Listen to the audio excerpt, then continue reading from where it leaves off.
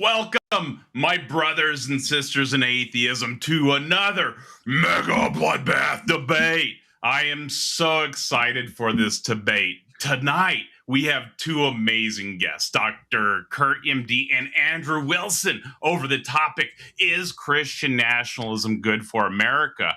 Andrew will be taking the affirmative tonight, and Curt will be taking the negative. The format will be 8-minute openings and closing with an hour open discussion and up to an additional hour depending on audience engagement. Every $3 in super chats or taco memberships tonight adds 1 minute to the debate, up to an additional 60 minutes. Super chat questions related to the topic will be read and responded to during the debate. Off-topic super chat questions and all comments will be read after the open discussion portion. I reserve the right to not read any super chats that may appear to violate YouTube TOS or exceptionally inflammatory to the debaters. I appreciate you both for joining us today. Andrew, you want to tell the audience a little bit about yourself before we get into this, and we'll do the same with Dr. Curt after? My name is Andrew Wilson. I am the host of The Crucible. I hate your terrible AI tunes. They were awful. They were literal ear cancer. Terrible in every conceivable way, and you deserve to, give my audience an apology for those breakfast tacos. They were just awful.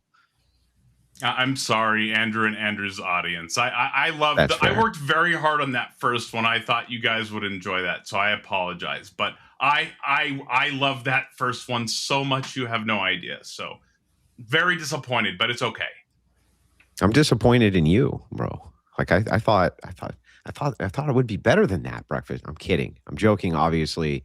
Good-natured back and forth. The good doctor over here, you're going to have to, I don't know, find your sense of humor tonight, bro. Relax. Yeah, there you go. See? I knew you had it in you. But anyway, that's who I am. I appreciate the intro. And Curt, you want to tell us a little bit about yourself as well, please? Yeah, sure. My name's Curt. I'm a regular on Taco's channel. In my day-to-day job, I'm a physician, but I have a special interest in Christian history because of my upbringing, and I'm fascinated by the topic. So it's nice to talk to you, Andrew. Nice to talk to you, too. Cool. So if y'all are ready, we'll go ahead and move into the introductions here. As I mentioned, there'll be 8 minutes. Andrew's taking the affirmative here. So whenever you're ready, let me know, and I'll start your 8-minute timer. I do recommend taking notes during each other's introductions. It does help during the open discussion. I'm sure y'all both do. But anyways, let me know when you're ready, and I'll start your 8-minute timer. Sure. So when speaking about Christian nationalism, it's important that we be very clear on what it is we're advocating for and why. Nations generally fit into 3 categories for nationalism: civic nationalism, cultural nationalism, or ethno-nationalism. Civic nationalism depends on idealism being the core of a nation's group. That group identity is ascertained by having some sort of shared idealism on law and systems. Cultural nationalism depends on the core of the culture of a nation being compatible with that nation's laws. It broadly ignores matters of race and law, opting instead to form cohesion around shared cultural values as the glue that holds the society together. Ethno-nationalism falls under the category of race being the glue itself for holding together a nation. That race is necessary and needs to remain a binary where the nation itself doesn't have the necessary glue to hold itself together. Now, these are oversimplifications for the purpose of time in this debate, but the reasons I outlined them was to point out that Christian nationalism falls pretty broadly under category 2. The United States, depending on its time in history, has been all 3 of these, by the way. It's fallen under all 3 of these types of nationalism. And has, I would say, since post-World War II and the post-war consensus, been a mix of cultural and ethno-nationalism. Now, Christian nationalism is the idea of Christians maintaining a cultural dominance on ideas, laws, and ideals. My opponent will argue that this isn't very American or not compatible with the American system of government, but it very much is and always has been. The system of American governance is dominated by dogma. It has judges. It requires oaths to be sworn, lawgivers, lawmakers. The Constitution is built on all sorts of esoteric beliefs, which assume all sorts of things, like rights, for instance, which are intangible constructs of the mind. They require belief to have any pragmatic function. The same goes for Christian nationalism. In order for it to work, people would have to believe in the concept of Christian ethics and believe that they would work as a guiding framework for the governing of the conscience of those placed in charge of the affairs of the state and the people in their care. All my opponent's likely criticisms will be based around the same criticisms he's at the mercy of when pointing out a thing he doesn't like about it. Which ideology should we use? Well, which ideology should Americans use now? Christian nationalism may limit democracy. Sure, but inside democracy, that's a risk you run that people will use the process to end the process. Should Christians govern? My answer is yes. Why? For the same reason my opponent would prefer they not govern. He has a set of beliefs and would prefer that the set of beliefs that he prefers are the ones which dominate society. Well, so do I. It will become quickly obvious in this debate that it will reduce to outcomes. In fact, that's kind of what the crux of the debate is. It always does. So which society builds the best outcomes? Well, that's a more difficult question. Better for who? For me or for my opponent? What about for the people who aren't us, though? Well, again, what I would consider better, he may not agree with, and vice versa. So the divide really becomes about the preferences we both have for the societies which we want to build and see flourish. My case for Christian nationalism is simple enough. The guardrails put on by the nation at its birth have been weakened over many generations in the expansion of universal suffrage, a thing our founders were concerned about, and it has become a deadlocked two-party, two-ideology system, which is totally divided due to massive cultural divides. No glue, as it were, anymore to hold this thing together. On the family and nation, focusing on stopping mass migration, increasing our domestic birth rates, just to name a few things in the agenda. The guardrails have come off of the American experiment and it's become volatile and explosive. You don't have to look any further than our streets right now to see that. Christian nationalism seeks to correct the sinking ship with a way to have a tangible and focused approach to moral underpinnings for the nation to focus on for the health and welfare of everybody. And with that, I'll yield my remaining time to my opposition. Thank you for the introduction. Curt, let me know when you're ready, and I'll start your 8 minutes. Yeah, I think I'm ready to go. You've got 8 minutes. I want to thank everybody for being here tonight, and I especially want to thank Andrew Wilson for taking the time to debate this important question. And of course, thanks to the Mega Bloodbath channel and Breakfast Tacos for hosting. It's an important topic, and it's one that history has shown is very important to be correct about. I want to begin with a discussion of a legal fact about the United States. In 1838, the governor of Missouri, Lilburn Boggs, issued what is now known as the Missouri Executive Order 44, which is an order that declared that members of a specific religious group, the Latter-day Saints, must be exterminated or driven from the state. Now, this happened after the Revolution. This didn't happen in medieval Europe or sometime in the Byzantine Empire. It was in the United States of America. And the uncomfortable truth of that fact is that in 1838, that order was legally intelligible, and yet today it is not intelligible. And the question we're really debating is, why not? And the reason that is because of the traditions that America inherited. The American commitment to religious pluralism didn't fall from the sky, and it didn't come from secular hostility to Christianity. It emerged from hard-learned lessons about what happens when you try to fuse religious truth and state power. The lessons actually begun for our founding fathers with the English Civil War, a war in which Christians slaughtered other Christians, all of whom claimed a biblical warrant and thought that God was on their side. They continued to see this happen when the Dutch Republic had a war with the Spanish Empire, which exhausted the Spanish Empire because the Dutch Republic had discovered something radical, that pluralism could produce stability, commerce, and peace, where enforced orthodoxy only produced bloody wars. And across the Atlantic, a figure like Roger Williams, who had spent time in Holland and was a deeply Christian man and one of the founders of the American Baptist Church, looked at Europe and concluded that with the state, when it enforces a faith, it doesn't protect the Christianity, it corrupts it. So in 1644, he published a book called The Bloody Tenet of Persecution. He argued that coercion produces false faith and that the sword has no authority over the conscience. He wasn't a liberal, he was a secularist. Excuse me, he wasn't a secularist. He was branded a heretic by all the religious groups, and yet the colony that he founded, Rhode Island, was the first place in the modern world where people of all faiths could live under a single government without any religious tests or establishment. He allowed atheists, Jews, Muslims, Christians, and any other members of any other faith to live in Rhode Island. And what had been called chaos in Europe became the order of a functioning American colony. The American founding fathers were heirs to all of this. They had read the histories, they knew what happened when religion and state power fused, and they made a deliberate choice. They did not attempt to solve religious disagreement by enforcing theological truth. They solved it by removing religion from the jurisdiction of federal power. That's why the Constitution forbids religious tests. That's why Congress is denied the authority to establish its state religion. And that's why religious pluralism is not an accident of the system, it's the design of the system. People like Thomas Paine made this very explicit. A just government must be just as fair to a Muslim as it would to a Baptist, not because the religions are all the same, but because the state has no authority to decide whose conscience counts more.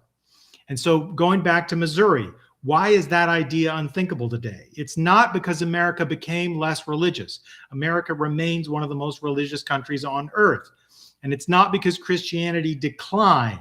Christianity in the late 19th century was broadly popular and many churches were successful. But it's because after the Civil War, the constitutional settlement extended the religious liberty that the federal government had against the states, not just against the Congress.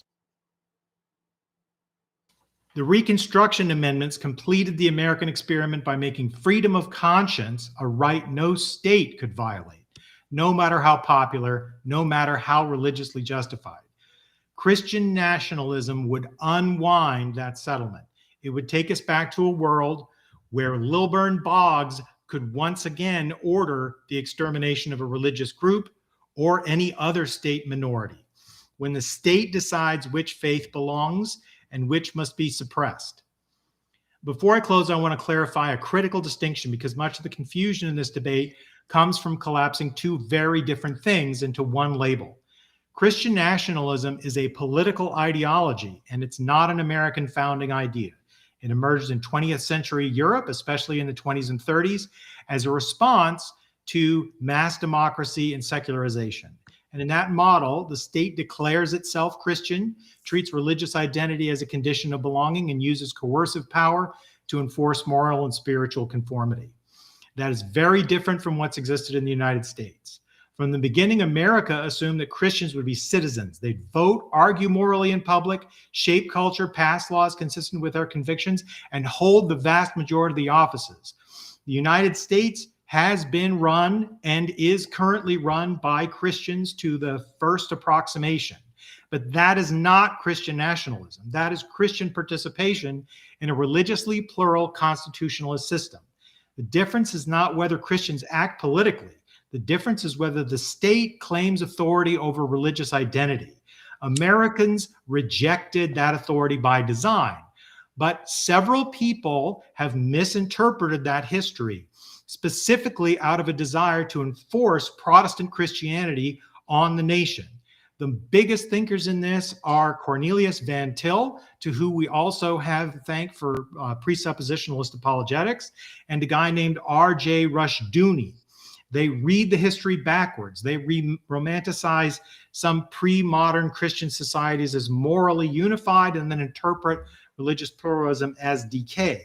But this pluralism didn't emerge because people became less Christian. It emerged because Christians learned through bloodshed what happens when the state enforces the religious faith. Christian nationalism is a modern European ideology. Christian citizenship in a pluralist republic is an American tradition. The claim I'm making tonight is very simple. Christian nationalism is not just bad for non-Christians. It is bad for Christians. It replaces persuasion with coercion, conscience with compliance, and faith with force. The American system did not reject Christianity as the religion of its people.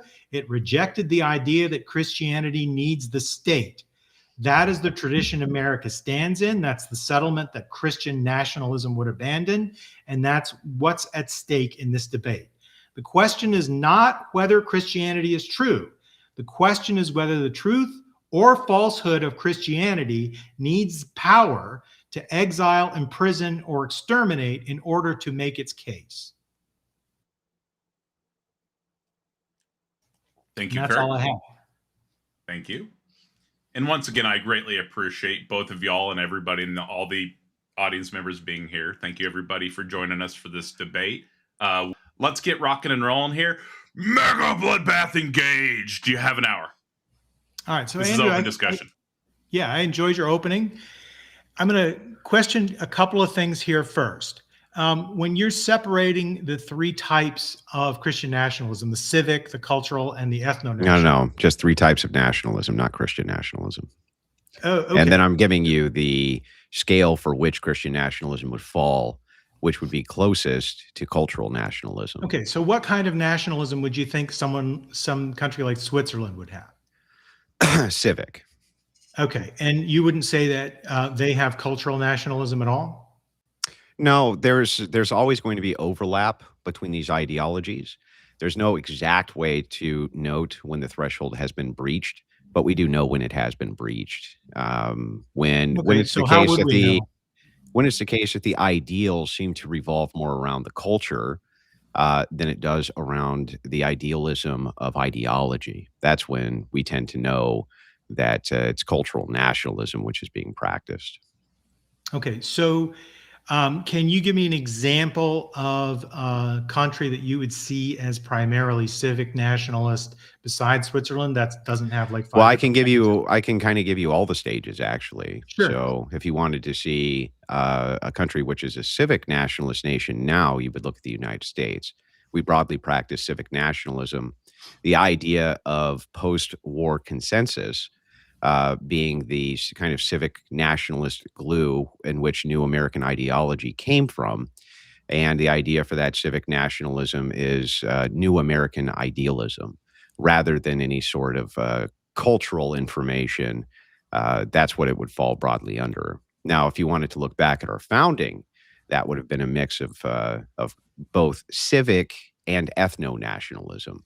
The ideas still were there that white men were superior to all others, that they were going to have more rights, and that women were essentially not classed in the same category, nor were non-whites classed in the same category. That would broadly be considered ethno-nationalism.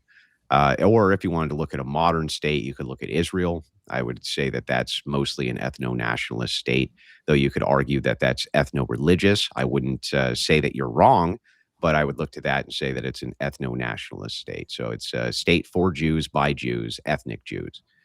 So, and if you wanted to look at cultural nationalism, the idea that culture is doing the informing of the citizenry, right around pre-Civil Wars when you start to see that and the cultural cohesion degrade between the North and the South. And that may have led to the prime cause of that war, depending on which historian you talk to. So what I'm trying to get at is there, it seems like you have a pretty sharp test in your mind of when a country moves from one position to another. So like you would agree, I think, and I would certainly think that the UK under, say, the Charles I at the time of the English Civil War was both cultural and an ethno-nationalist state, right? Well, if you know, monarchies don't operate the same way that nations operate. But when we're talking about these forms of nationalism, the three forms of nationalism, we're broadly going to be talking about republics or democracies at the birth of nations, which is a newer concept.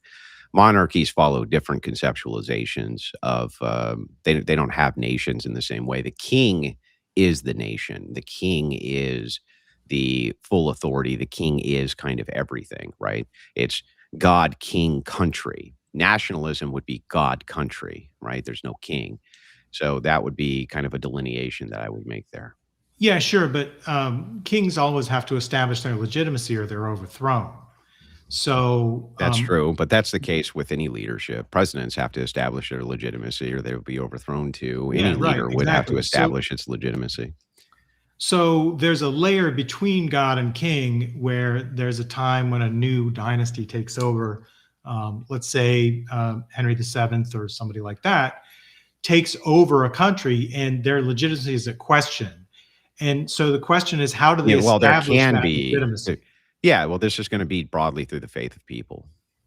That's how the legitimacy is garnered. By faith, you mean religious faith or personal faith just belief, in the leader himself? Belief, yeah, just co-opt of personal belief from X amount of people that there's a recognition of this office or station as being legitimate with the person who's in it.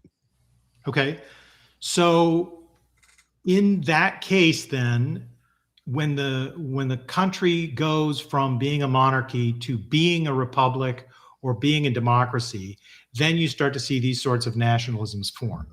So in England, after the Glorious Revolution, then you would say, because you now have a parliamentary system, then you start to see a kind of nationalism that's different from what existed under the strict monarchy? Or does that monarchy structure persist through Victoria? Well, there's still structures of monarchy which exist within any executive branch inside of democracies. We never fully got rid of that. But as far as how those transitions go, it's different for each nation. Each nation transitions differently to democracy, especially in the West. And it's the same thing with the secular wall. That has been established differently depending on the nation that we look at. It's very hard to give hard line specifics because history, as you know, is extraordinarily complex, and it's not really a one-size-fits-all. Yeah, I know, but so what I'm trying to get at here, and this is on point, even though it seems weird, our country comes from England, right? So I'm trying to establish that since we come from England, well, it comes from a rejection. It comes from a rejection of England, I would say. Correct, exactly. So there would have been a point. The ideal was that Puritans who came here in the 1600s, right? They wanted to essentially establish a much more rigorous version of the church outside of Anglicanism and outside of Catholicism. So it was actually a rejection of England, and it was a rejection of the monarchs. And so I mean, that was kind of the foundational principles. Yeah, so that's what I'm trying to get at. So was England ever Christian nationalist? That's what I want to know. By how I'm determining it today, no. So England was never a Christian nationalist state. And not by how I'm defining Christian nationalism today. Okay. No. But the thing is like, I'm not sure that how you would define a republic today, that England was ever that either. So like, this is what England is a republic now? We're using kind of modernist. I think it's much more broadly not, actually. I think it's much more broadly moving into universal suffrage and not necessarily a republic anymore. So was the UK ever a republic? I don't know. I'm on the fence about it. Maybe. Okay. Is it a democracy now, or is it still I would say it's a democracy, yes. Okay. And when did it switch from being a monarchy to a democracy? I don't remember the exact year date. So sometime after Victoria, or sometime after George III? I don't remember the exact year date. Okay. What relevancy does this have to what we're discussing? Well, because is it just like Andrew needs to pick out historic facts and remember dates, or no, not at all. What I'm trying to establish is, was there a Christian nationalism that the founders would have been aware of? Yes.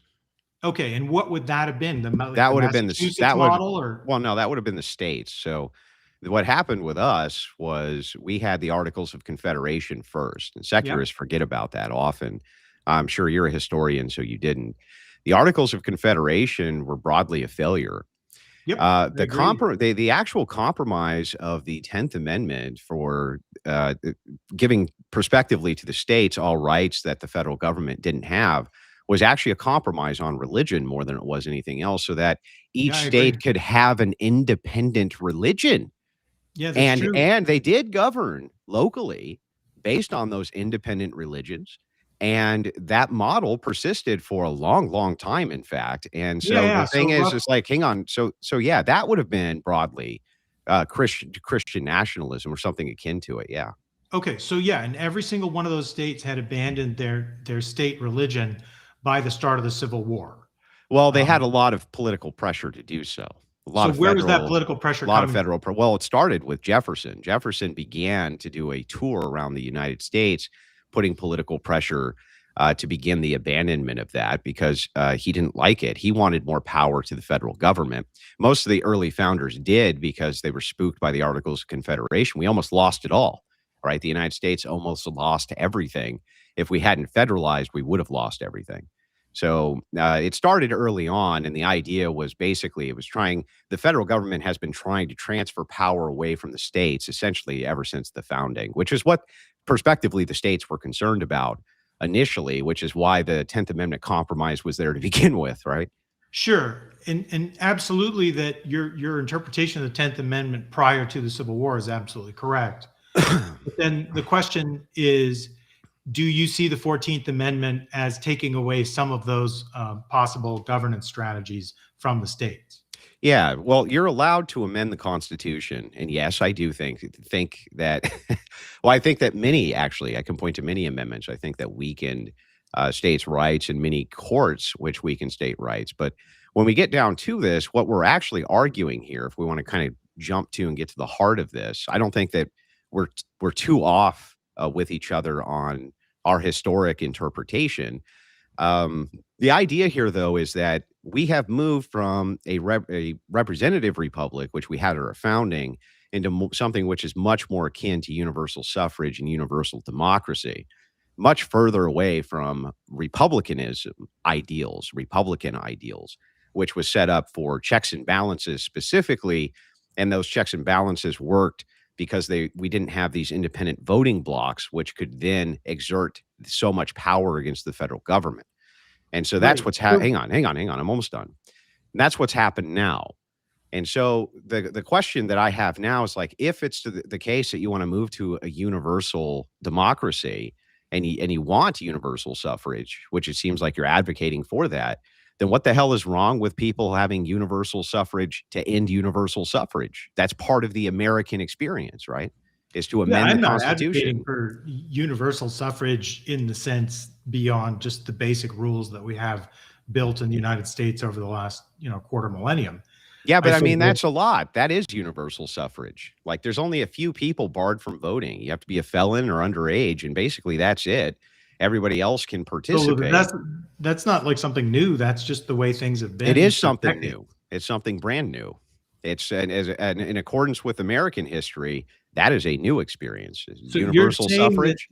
Are you talking about just the Civil Rights Act as like since the Civil Rights Act, the last 60 years? No, even pre the Civil Rights Act. We're talking about women's suffrage. We're talking about the 19th Amendment. Yeah, we're talking about women's suffrage.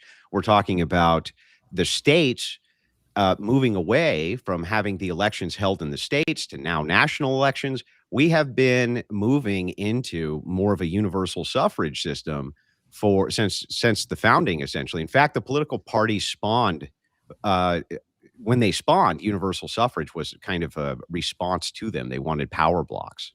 Okay, but I'm trying to get, like, are you suggesting that because the suffrage is so broad, the religious representation is skewed against Christianity, and that if suffrage were narrowed, Christianity would have a better chance of repealing amendments? I'm saying that ultimately, if we're going to break down what America is now, what it is right this second, it's something more akin to a universal democracy than it is a republic. It's a republic in the sense that we still have some checks and balances intact, but we're more directly moving towards direct democracy than we are a republic. If that's the case, then there's obviously a weakness with direct democracy, and that is that you can vote it out, or you can vote directly to begin to put in people in office that represent your views. And this is what the advocation is towards. So if that's going to be what the system is, and that is what the system now is, then I'm going to advocate for my power block to be in charge of that system. utilizing the doesn't sound systems in like- place which represent my beliefs best. Okay, so that doesn't sound to me like Christian nationalism. That sounds like just general politics, which, politics has always involved voting blocks of like-minded people voting together. Well, there's to many push different their interests, flavors. right? But Well, no, there's repealing the many 19th different flavors of Amendment would be very different. democracy. Do you Repealing the agree? 19th No. Amendment would be require No. 3/4 of the states. Do you agree that Canada and the UK share a voting system and that it's very different from how the voting system works in the Yeah, they United have States? parliamentary system. Yeah, but do you agree with me that both of these are democracies? Yeah, sure. Okay, great. Then when you say that's not what Christian nationalism is, I say it is what Christian nationalism. Yes, it is. You're just saying that there's a form of Christian nationalism you think it's not, and it's like, no, I mean, not there's really. What the definitions for Christian nationalism. major advocation here is you're not debating them, you're debating me. And I Okay, told you but- what it is that I advocate for. And what I advocate for is utilizing the systems of direct democracy to put Christians in charge to end the system of direct democracy because it's stupid. Okay, It's but a there's stupid system. specific, like, scholarly accepted definition of Christian nationalism. That's an appeal to authority. It's a fallacy. Okay, You're not no, debating I- them. You're debating me. That's not a fallacy because I'm not making a deductive Do I argument. I'm just making a recognize? I claim. don't. Yeah, okay. Did I give you what I define Christian nationalism as? Yes, I did. You're not Sure. debating with scholars. You're debating with Andrew Wilson. So, Andrew, just to be clear, you are against authoritarianism. You are against ethnic purity. You are against the embrace of the idea that the elites are against. Well, hang on a republic. second. You're kind of now you're loading a bunch of stuff onto my Well, those are position the that I scholarly didn't say. definitions, and you're telling me you don't Those are agree with the definitions scholarly that definition. you have decided upon. From who? From what academics who study this Which topic- academic? Right, but I'm trying to say, so your Christian nationalism is not what they say Christian What nationalism is. well, you haven't told me which scholar's saying this, why he's Well, saying it, and how we determined that that's The actually Kettering what thing is. criteria, which are an embrace of capitalism, hypercapitalism, According to authoritarianism. who? What? According to who? You? According to the definitions given by people in the scholarly literature. Who? I just told you, the Kettering Foundation. The Kettering Foundation. Yeah. Now, this Kettering It's mainly Foundation. based on Whitehead and Perry's work, but let me be clear. Okay. I- All right. Hang on. Let's back up. I just want to make sure I get this right. What makes the Kettering Foundation an authority on the advocacy of modern Christian nationalism? Nothing makes them authorities on it. Exactly. They're not authoritative. If you're saying your definition is a bespoke definition that doesn't have truck with the standard definition, that's fine. You can define. There it is no first. standard definition. Okay, there is a standard definition. No, in there's not. scholarly literature. There No, there absolutely isn't. is. There is not. Show it to me then. Sure, me I the just gave it standards. to you. No, you show me which scholars agree that this is the case. I said Whitehead and Perry. Yeah, which other scholars? You said it's universal among scholars. They agree. Who agrees with them? I don't know. You don't know. What scholars agree with your position don't- definition? No, it's not. It's just a I definition encourage you anybody to look decided it that you're up. going to appeal to. Are you saying Mm-hmm. you are your version of Christian nationalism is not authoritarian? Is that correct? No, it's gonna. There's versions of authoritarianism which would be involved in it, just like there's versions So of do you accept authoritarianism? Hang as part on. of your Christian Calm nationalism? down. Let's make sure that we get this right. Do you think that representative republics use authoritarianism or not? No, representative republics are by definition. Okay, not well, then what authoritarian is- in that then- there's no single man rule and there are checks and balances. So all you mean by authoritarianism is that one guy rules everything? Yeah, I mean strongman rule. Yeah, a Mhm. caudillo. Yeah, I'm not adverse to there being one person who's in charge. That could Your be Christian possible under a nationalism is model. okay with authoritarianism. Well, if you're defining it as just one guy who's in charge, right? Then yes, there can be a case that can be made that would be fine. Great. Sure. Okay, so that's part of your definition as well as the authoritarianism. No. Can be. It can be okay. acceptable. Not In other that- words, you that it don't is. rule out authoritarianism. Most Americans if you're do. if you're defining authoritarianism as just a Well, let's single just use guy. the word a tyrant. Yeah. Okay. Well, what would be the difference between an authoritarian and a king? Not much. So The difference would be that a king would supposedly come from a royal family and have a bloodline. Well, they don't have to. And Right? establish a dynasty. Washington could have been a king, and he wouldn't have come from Yeah, any of but that. he would, again, if he had become a king, he would have been established as a divine right, just like the Chinese established their dynasty. Okay, so there's no mandate of difference there. What about an autocracy? What would be the distinction between that and an Right. So typically an autocracy? authoritarian or an autocrat or a tyrant would be somebody who seizes power Or and just a doesn't try to king? claim legitimacy. Or just a king? They often end up becoming kings. That's correct. Yeah, well then, Khan is yeah, a perfect example. then yeah, you could have a Christian nationalism, which a king was acceptable, sure. Okay, so you're okay with authoritarianism. How about a belief that the elites are acting against the public interest? Some elites are, yes. Okay, so you agree with that one. Then how about hypercapitalism? Well, I agree with which one? Hypercapital, like being No, back up to the elites. Capital economics. Yeah, back up to the elites. So there's a general belief among Christian nationalisms that the elites are against the public and that they're selling the public out. So there's a belief of almost everybody that that's the case.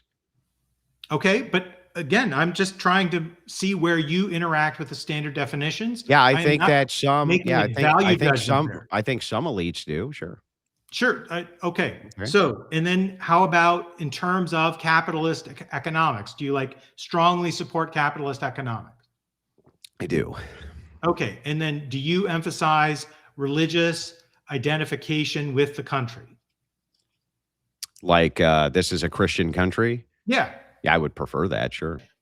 Well, it seems like there's quite a bit of delineation, but I would say that we could say the same thing for almost any ideology. For instance, you could say, okay, there's a democracy. Other than authoritarianism, they could fall under the spectrum for all of those things as well.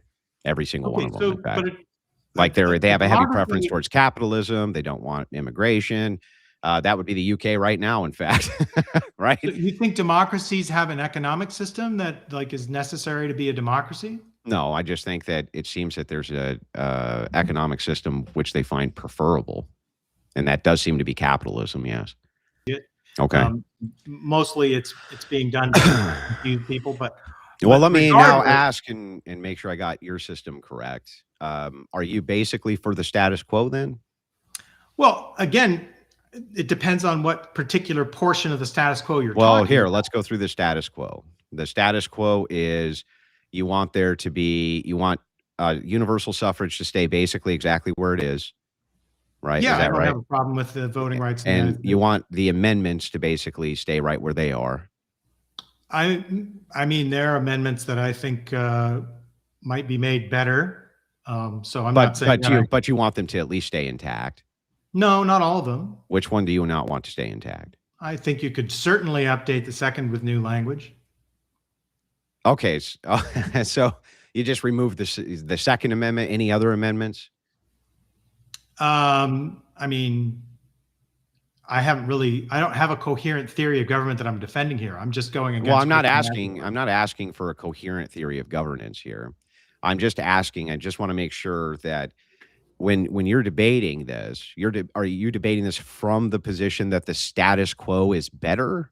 Oh, yes. The status quo is definitely better than Christian nationalism. Okay. Yeah. So the status quo is definitely better. Okay. Got it. So the status quo then is basically what you're defending against Christian nationalism.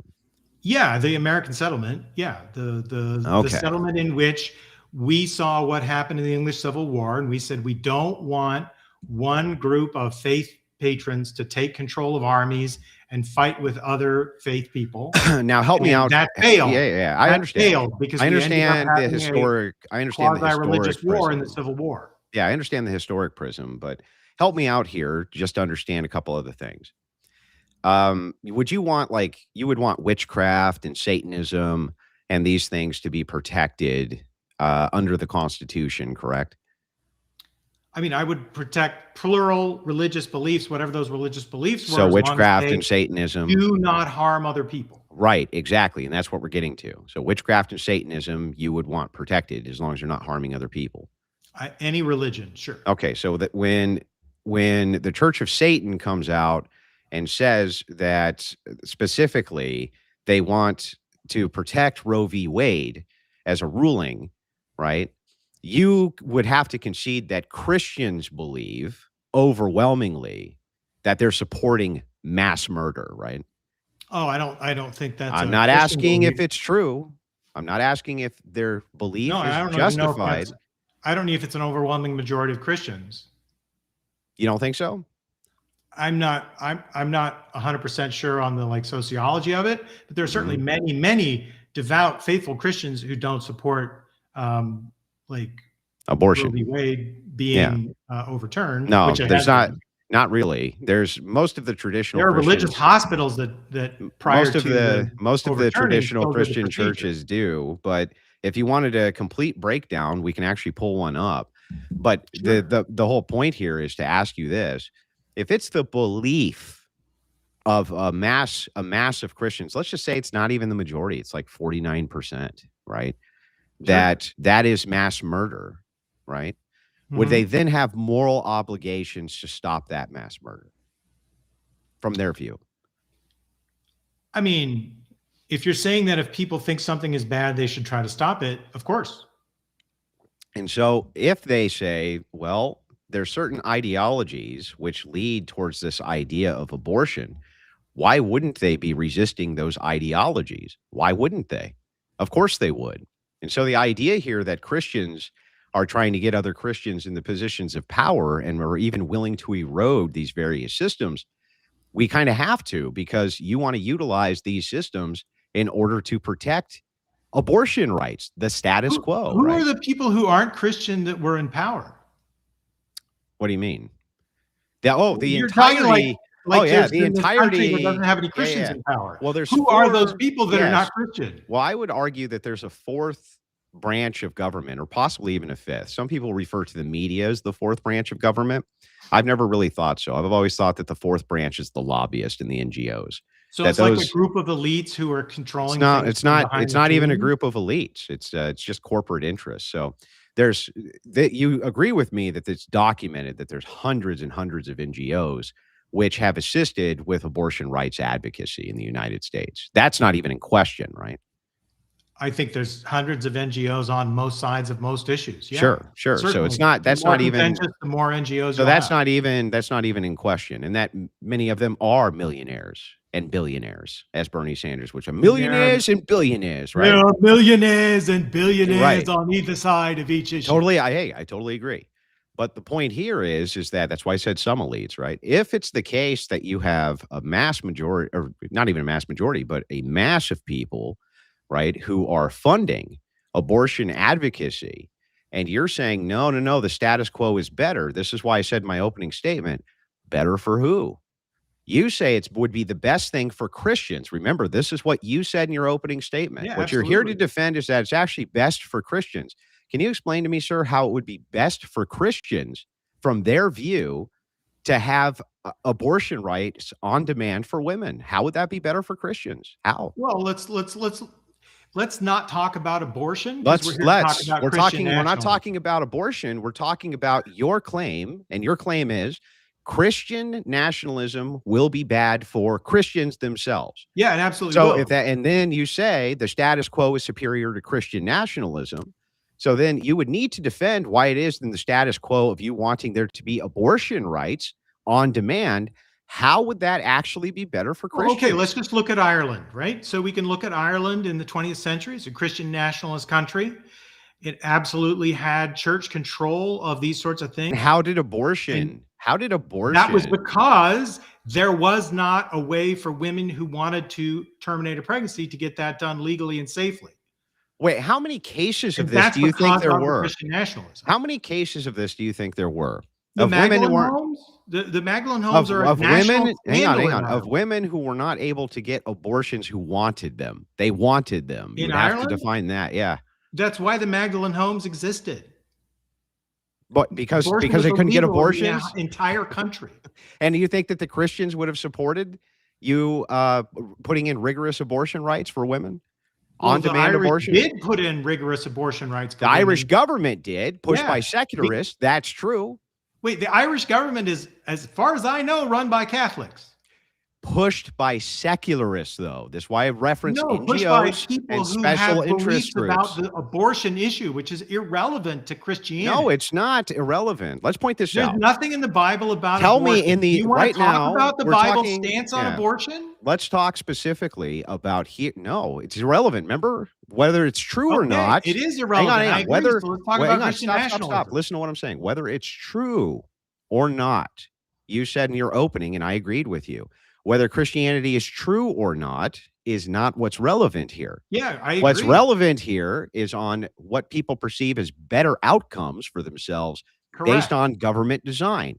What you haven't explained to me here in the United States is why it is that Christians would want to say to you, okay, let's keep the status quo in place. If Christian nationalism assured that 600,000 babies a year, by their view, weren't being smited in the womb, why would they prefer the status quo? Why? So do you know what that number was in 1967? No, what was it? It was 800,000. Okay. That was before Roe v. Wade. Do you know what the birth rate was in 1960s? There was a lot more to abort. So the point is like, no, when we're looking at actually this, the abortion rate per pregnancy was higher in 1967 than it is now. Right. And that was when it was illegal nationwide. Relevancy whatsoever to you explaining to me how it is that Christians would want to enforce your ideology of the status quo.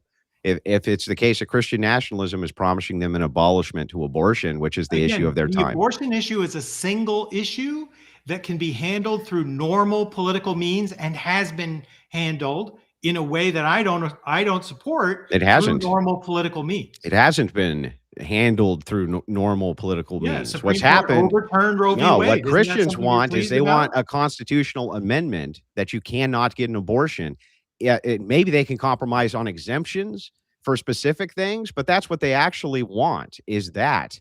And if they can't get that through normal means, and they're assured that they will get that through other means of Christian nationalism, Christians. So you think Christians right now want a constitutional amendment to do what? I think that they would institute a constitution. If they could, they would put in a constitutional amendment to outlaw well, abortion.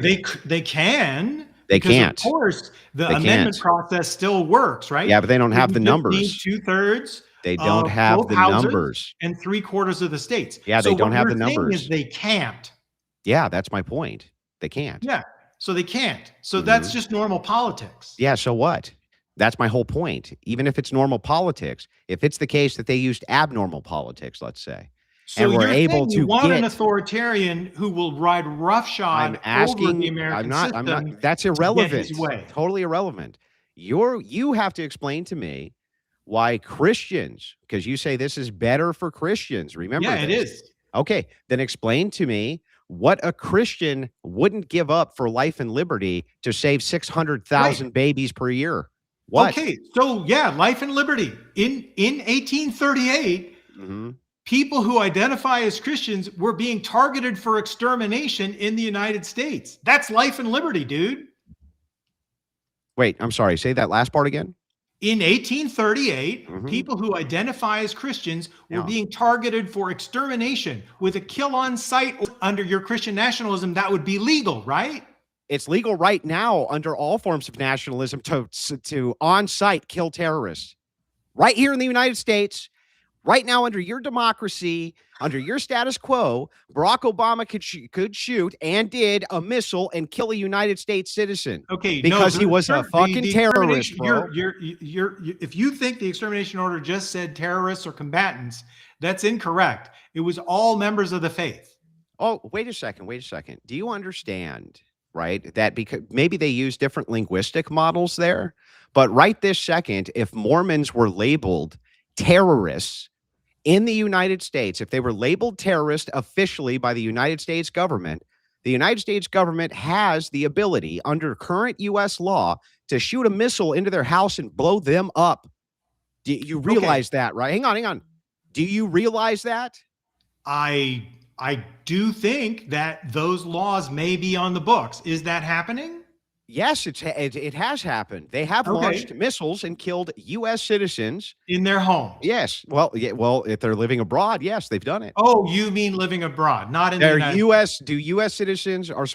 States. citizens Yeah, US supposed to citizens have live the abroad. right? Absolutely. Are Yes, they? I'm aware Do that they have the Obama right did to that. due Yeah. process? Yes, they do. Yeah, I mean, But if but they're labeled as terrorists, we can kill them right this second.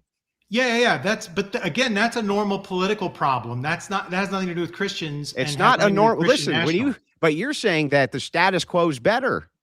The status quo is better. I And then didn't you say I cite, endorsed the entire hey, status they quo. I could said I label. endorsed the status quo as it regards religious pluralism Hang on, in the dude. United When States. you say, hey, they could have labeled an entire group and killed them before, they could label an entire group and kill them now under the status no, they quo. could not. No, they could not. Correct. Yeah. I completely agree that may very well be the law. Your bumpers here are not even protecting us from the thing you claim you would actually protect us from. If secularists got into office and labeled some Christian sect terrorists, right? The federal government under their rule right now would actually have the ability to fucking kill them, right? Now, what if an authoritarian? Hang on, answer my question. Answer my question. Right this second. If the way the terror laws are written, is hugely problematic, and even claim that the United States is a secular nation. I claim the United States has always practiced religious pluralism and is a majority Christian nation. Is it a secular nation under the law? It's religiously plural.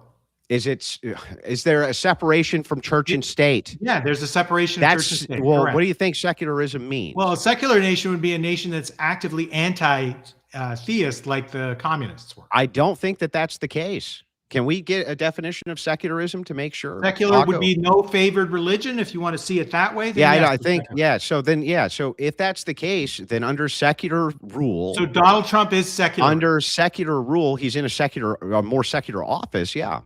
But so the thing is, secularist, right? Well, no, I didn't say he's a secularist. So Joe Biden. Do you understand? Do you understand the distinction? Like, if it's the case that you're in an office, you can be in an office which is secular. That doesn't mean you personally believe in secularism. That's not the case. So but now, hang on. I'm pointing this out. Inside of what you believe to be the secular United States, the very same bumper that's on it, which would prevent, quote, targeting of American citizens, right? We already have under that secular framework. You haven't protected us from that. The 14th Amendment is the amendment that protects people from that. Which it doesn't, because you understand that there's a public outcry when the government oversteps its authority. Have you ever heard of that happening? There's public outcry when monarchs overstep their authority. Yeah, There's public outcry when anybody does this. That would be the same thing in a Christian nationalist state. So no. So this is what I'm trying to get. It sounds like you're just talking about normal political conflicts. You're talking about problems with terrorism. You're talking about the problems with abortion. No, I'm not. What I'm showing is that under a secular framework, the things which you claim what protect Christians and are the best for Christians, and then you cite a historic example of persecution of a group, that secular framework has not saved us from that happening. That can happen.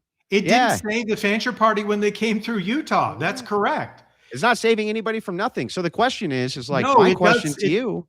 You know what it saves? What does it save? People who want to show up and redress their government and have grievances and belong to a protected group. That's what the Second Amendment that you want to abolish is for, actually. No, the 14th Amendment is what does that. No, that Second Amendment is the ultimate safeguard. We already know that carrying a gun to a protest is a good way to get killed. Yeah, we also know that carrying a gun to a revolution is a way to form a country.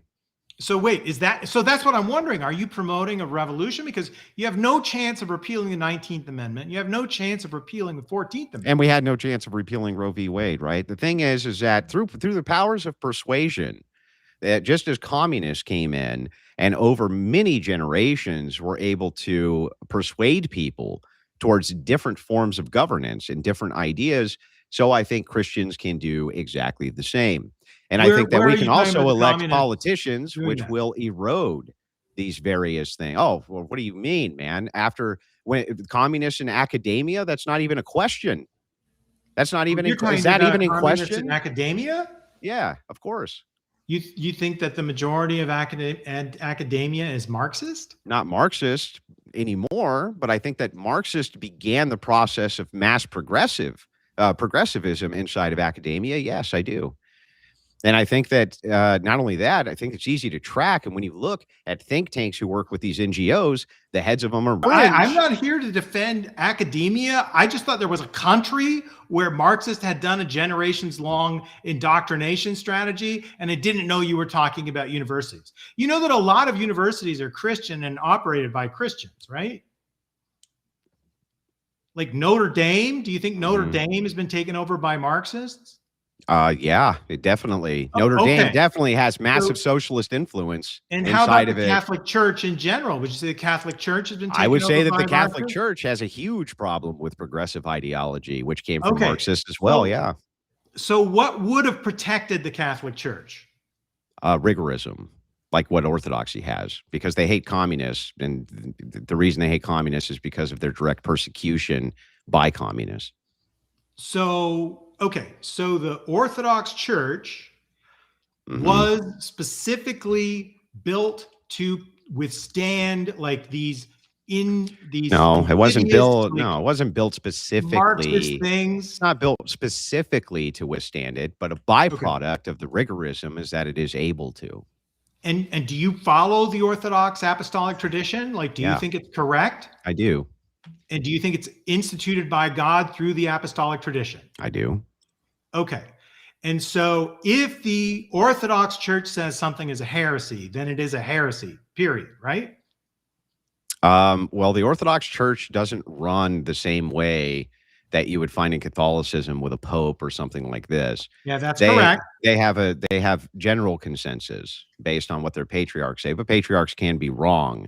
So there's a structure to all of that, which is somewhat irrelevant to this. What is relevant here and what you've managed to evade, by the way, can you take the super chat down so that you can stop blocking my entire face during this debate? That'd be great. But what is relevant here is you still haven't actually explained to me how it is that Christians would not prefer a move towards Christian nationalism if that would mean that they would be able to stop hundreds of thousands of abortions yearly. Why would they not prefer that again?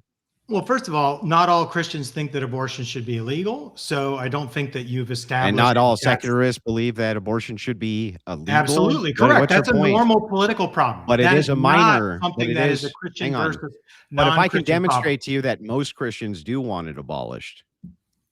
Even if a minor majority wanted it, if it was 65, 70%, that's just a political problem. Well, then isn't everything just a political problem? Regular politics. That's not something that requires abandoning the American settlement. Then everything's a political problem. What isn't a political problem? If we had a king, that's just a political problem. Everything's a political problem. I want to get back though to hang on, stop. I want to make sure we got this right. Catholicism that has no bearing on the debate. What specifically here can you tell me, or please explain to me, what isn't just a political problem then? Isn't everything just a political problem? A normal political problem is what's an abnormal political problem? We're talking about things that would be revolutionary, like getting rid of the 19th Amendment. How would that be? The 19th Amendment was revolutionary. Which three quarters of the state? Wait a second. Hang on. Right now, you would get to sign on to 19th Amendment, disenfranchising women. The 19th Amendment was revolutionary. What do you mean? The 19th Amendment followed many, many states having already given women suffrage. No, most of the early states, women voted against it. They voted against the right. When they had the right to vote, they voted against the right to vote. That's so one. You understand that the 19th Amendment got 2/3 of both houses and 3/4 of the states, right? So hang on. It's irrelevant. That part is not the relevant part to what we're discussing. What's relevant is what's relevant here is whether or not it is the case that you say there's normal political problems and then abnormal political problems. And then you say there has to be some sort of thing which is revolutionary. Yeah, that's the problem I have in the language. Was the 19th Amendment revolutionary? No, it wasn't. It then wasn't revolutionary. Why would taking it away be revolutionary? Why would taking it away be revolutionary? Because you already had states that were granting the franchise to women long before the 19th Amendment, and the 19th Amendment just nationalized a trend that had already formed. Well, why there would are that? No states why would right it be now the case that have disenfranchised women?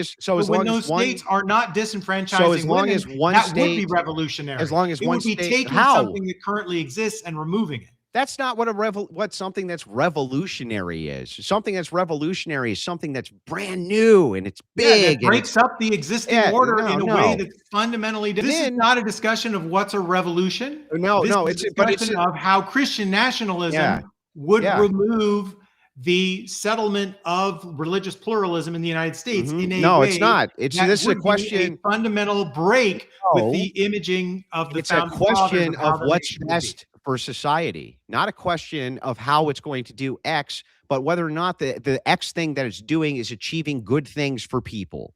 And so the question is like, again, we're going to go back to this. If it's not revolutionary to take away alcohol, and it's not revolutionary to institute a ban on alcohol, then how the hell could it be revolutionary to take away abortion? Many states already restrict it. And by your metric, you say as long as states are already restricting it, so would it be revolutionary for us to completely overturn? I don't think it would be a revolution one direction or the other what happens with abortion. But very, very importantly, there will never be no abortions. There will never be no sex work. Those things happen in every society. Yeah, so what? They've happened since the dawn of murder. So to murder. We'll make no laws against murder because they happen in every society. Silly. Again, there's clearly laws against murder and there are clearly murders. Yeah, exactly. The question is how you will deal with those legally and whether you have the political will. Do you agree with me? Your coalition on board to get it done. Exactly. Do you agree with me that the abolishment of murder, saying that murder is a crime, acts as a deterrent? Well, there's no federal mandate about how states have to treat murder. States' murder laws come from the common law. The feds have their own mandates for how they treat murder. Yeah, there's a federal murder law. Yeah, but that's because of a separation. That's because of the separation of powers via the 10th Amendment. But the thing is that the states, they do have to adhere to rigorism between interstate, right? That is actually governed. They have to follow due process, which is what the 14th Amendment gives so the thing is like, look, as you look at this, it's very simple for me to see. You agree with me that murder laws are a great deterrent. They have to act as a deterrent. If you made murder legal tomorrow, a lot more people would get murdered, right? No, I don't see them as a huge deterrent. They're a deterrent, but I don't see them as a huge deterrent. So you think if we legalized murder tomorrow? Most people who kill people do it for reasons that don't have anything to do with whether it's legal or not. So if we said you can kill anybody you want for any reason you want, you don't think that people would just start killing each other? No, I don't. So then why have the law at all? Again, look, the murder rates drop when you get a civilization, right? But when we look at countries or places where there's like no enforcement and there's no law that has the ability to enforce that. Yeah, where's it's not like everybody murders everybody. Where's the enforcement? Where's there a place where there's no enforcement of law? Even at a tribal level. Societies. Yes, they had enforcement of law. Of course they did. They had lawgivers. So no, hunter-gatherer societies don't have lawgivers because they don't have laws because they don't have writing. First of all, you don't need writing in order to have laws. You can have oral laws and oral traditions, and hunter-gatherer societies did have oral laws, oral traditions. Otherwise, they couldn't have communicated at all. They wouldn't have had rules for anything. Language, if that's what you're going to say. Of course, and not just that. The idea here, it's absurd to me for you to think that even if I granted this, even if I grant, you really think our species got through where everybody was just trying to kill everybody all the time? I think that if you removed a penalty, any sort of penalty for killing people in the United States, you would wake up tomorrow and there'd be a lot of dead people. There would be more murders if it became legal, significantly. I don't think that it would be a war of all against all because I didn't say all against all. What I'm saying is that I don't want to run the counterfactual or do the experiment if that's what you're asking. I think it's a very bad idea to make murder legal. I'm not in why favor though? of that. Because it's a deterrent, right? But I do think that people make calculations about what they're going to do, often completely irrelevant to what's on the actual law. Oh wait, it's because it's a deterrent. Especially if they are emotional about it. Yeah, but it's because it's a deterrent, right? Well, I grant that it's a somewhat of a deterrent. Not somewhat, it's a massive deterrent. Okay, well, that's not our topic. So the reason that this ties in though is because when we're talking about law, you seem to just be saying, well, wait a second, Andrew. Here's the thing. Even if you get rid of abortion, there's still going to be abortions. I can grant that that's true. Yeah. But to tell me that there won't be a significant drop due to the deterrent is wild. That's wild to me. Well, I just gave you the numbers. There were 800,000 abortions a year in 1967. Okay. That's with a population that was probably 60 or Let us- 70 million smaller. Yeah, let us take a look. 1967. How many abortions are you claiming there were? Between 600 and 800,000 is the best estimates. Okay. And why? What's your reasoning for why? My reasoning for why is because there was less contraception at that time. This is not the issue that I wanted to talk about. I want to talk about how you prevent Christian on Christian violence in a Christian nationalist state, which is the problem that the English Civil War highlights. I see. Right? Hang on. Got it. All right. Now I understand. Planned Parenthood put out these fake numbers. So here it is. In 1967, the reported number of legal abortions was very low. Very low due to strict legal, laws. of course, But estimated because they were illegal. Stop. Estimated rates of illegal abortions were high, ranging from 200,000 to 1.2 million. That's what you're referencing, right? Combined If you're abortion talking about rates. the Guttmacher Institute numbers, that's typically what I've seen reported. Yes. Yes. And where did those reports come from? Do you know? I'm not an academic specialist on this, and I don't think that it's really germane to our topic. Whereas what is germane to our topic is the three main strands of Christian nationalism in the United States. So the three main strands are It's not three main strands of Christian Catholic nationalism. integrationism. There's New Apostolic Reformation, and there's the Doug Wilson, Moscow, Idaho Christian nationalist group that's associated with Pete Hegseth. Now, there's multitudes. There's multitudes of movements towards those are the three largest ideals of Christian nationalism. They are very, very well, different. You're debating my ideals for it, not theirs.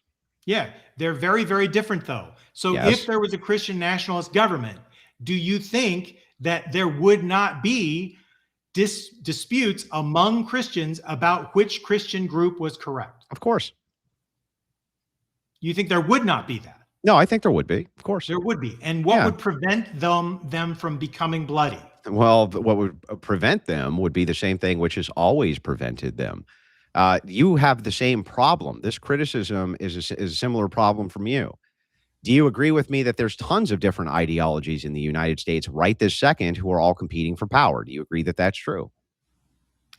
I mean, there are political blocs that want specific things done out of the government. So why aren't they out there just killing each other, even though they completely disagree with each other? Even though they're vying for power. Why? Well, because if they're using normal political means, then they're just saying, we have an opinion. That opinion comes from us. We hold this opinion because it's important to us personally, and we want to disagree with you about this. They're not saying, I'm getting a divine beaming of knowledge into my head from I know. They're just saying instead, I'm just talking about my preferences. I just prefer this. That's what they're talking about instead. Okay, but Christians don't do that. Yeah, they don't need. But the thing is like, why is it that you think that secularists who vie for power, right, inside of the United States, or atheists who vie for power in the United States, also, if you had a removal of Christianity, wouldn't run into the same exact issue? All that is required is that people, that's why I'm saying that people move into power. Religious. Yeah, but it wouldn't matter. It's not going to prevent this idea of distinct ideologies warring for which one's the best. Or would Christians and Christian nationalism fight endlessly amongst each other for who is the best Christian denomination? Yeah, probably. They fight about that right this second. But every ideology is always fighting every other ideology about which one's the best and deserves to be in power, and they're all willing to use violence for it to one degree or another, depending on which ideology, what time, when, where. It's the same. You have the same problem I have. When you ask specifically which one would I prefer to see, right?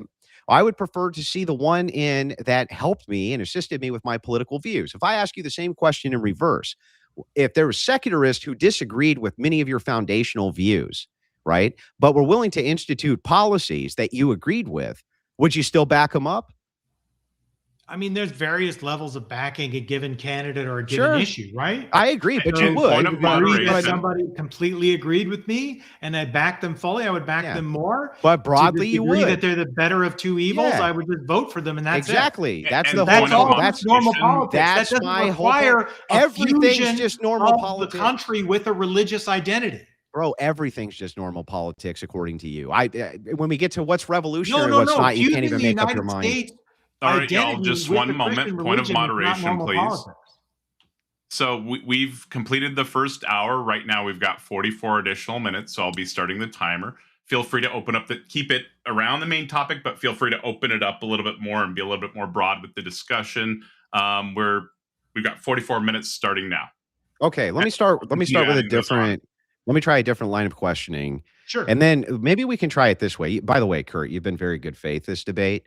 You actually have, and I'm actually I'm enjoying the conversation. Yeah, that impresses me because most people aren't. So I'm willing to make a deal with you. If you give me the first 20 minutes, I'll give you the second 20 minutes. Sure. That sound fair? All right. Sounds fair. So let's start with this. And under your view, would you agree with me broadly that people who hold your ideology, you want people in charge who in some way, shape, or form represent your preferences, right? I'm just going to basically answer yes. Yeah. I mean, that makes sense to me, right? From the viewpoint that you have. Christians also, would you agree that they want people in charge who represent their interests? Each individual Christian, sure. Yeah. Well, even collectively, we do. No, I don't think you can say anything about Christianity collectively. There's not monolithically, but there's collectively. No monolith at all. Yeah, I'm not saying monolithically, but collectively. So there's different collections of people. For instance, Catholics, I would say there's at least something to be said for a collective there. There's disagreement too, I agree. But there's a collectivization which happens with that. And blocks are formed based on power structures of people who are in agreement with each other, right? That would be collectivization. Yeah, so they're collectivizing. That's normal politics. And they're collectivizing to have their interests represented, right? Sure. So inside of a democracy, and not be part of a group at all. But yeah, sure. You can also be part of a group. Inside of a democracy, something that has universal suffrage, if I'm able to convince enough people to agree with my view, and we simply go in there and vote out democracy, all we're doing is what's in our represented interest from our view, right? That the thing that aligns with our preference, right? As long as there's no seizing power, as long as it's done under the rules, as long as there's no authoritarian intimidation and violation of the existing rules at the time, that's how politics is supposed to happen. Yeah. So if I was able to collectivize enough people to vote out democracy, you would not object to that. I mean, I would object to it to the degree that I would not be in favor of those people. Right. But if that is what took place, that would be what took place. And would you be willing to, if that was something which was going to happen and they were going to vote in a strong man and get rid of democracy, that was actually on the ballot and they used their Democrat vote to do that, would you resist that? No, I'd probably emigrate. So you would flee? No, I wouldn't flee. I would emigrate. What do you mean? Where? I would go somewhere else that was more in line with what I wanted. With what you believed, right? Yeah, with what I wanted out of life. Now if you stayed, I studied enough history to know that when the strong man gets voted in and the democracy ends, things don't go well. There's almost always going to be death squads when there's authoritarians, right? So authoritarian Christians tend to have death squads, and I don't like that. I mean, I would just argue that, sort of republics, they just mostly do it abroad. But the point is as we're looking at this, right, that wouldn't represent your preferences, so you would flee. If people stayed here and fought against that with physical force, no tyrants, we're not doing this. Difficult to handle in the abstract. It usually depends on a sequence of events. Could you at least see a sequence of events in which it was the case? I would not support violence if the rules had been followed and the structure was done in the way that followed the So for you, structure. The threat of Christian nationalism itself is just procedural. Well, again, I see Christian nationalism as being a very specific set of things that most of those things you seem to have been at least somewhat okay with. And those things almost always lead to a breakdown of the constitutional rule. in the places where they've been tried. Well, we don't really like have much in the in way of references. Italy, Hang on. Spain, South Africa. We don't have much in the way of history on constitutional rule because it's a brand new thing. That's a thing which you just don't see. We have the oldest single continuously informed government on earth. For how many years? 250 years. Mm-hmm. So it's very young. So the thing is we don't have existing yes, government. That's true, but it's also very young. And the Constitution has changed multiple times and been amended multiple times. You can't even say it's the original Constitution anymore because it's not. Yeah, so I would argue that I know that this is thrown around a lot, that it's the oldest existing Constitution from unchanging government, but I think it's changed quite a bit personally. And then I would point this out as well. 250 years isn't very long. It's not very long. It's a drop in the bucket from a historical standpoint. So we don't really have a huge reference point here. And democracies have failed many, many, many times. Republics have failed many, many, many times. And so the thing is like the safeguards which are there are not so great. And so my question to you is this: if we could assure to you that you could have a republic that was representative and everybody really focused on the idealism portion, right? But it would take certain amounts of cultural engineering for people to do that. Would you be for that?